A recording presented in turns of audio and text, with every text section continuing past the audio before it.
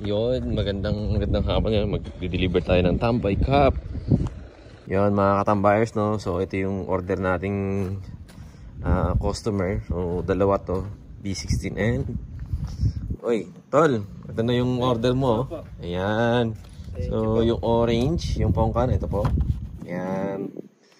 Ayan. So excited ka na ba? Opo, excited na po. Sige, unbox mo na yan. Sige po. Sige. Ayan. Orange ba sa'yo? Opo, orange po sa Sige, tara na yan. Yun. Ito yung silid. Yan. Tignan natin.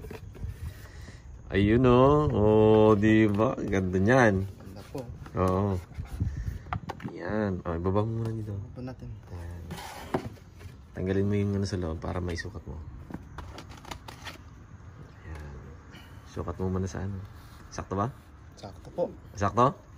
Pogi So anyway, ito yung Tambay Cup na to. Tanggalin mo muna para ipakita natin.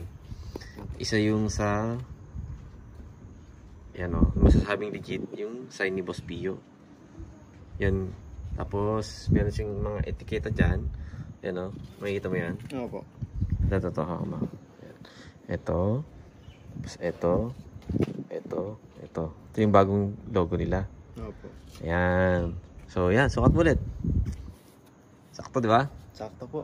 Paano yan? Ano masasabi mo dyan?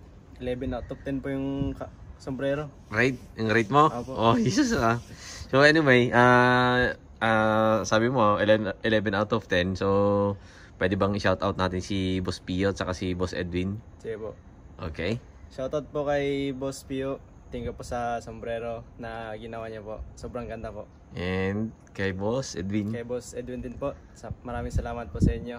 Ayun. So, bali ang binili nyo is itong B16 at saka B15 version 16 saka version 15. So, ayun, maraming salamat tol, no? Sige po. Okay. So, sunod ulit, no? Sige po. Okay.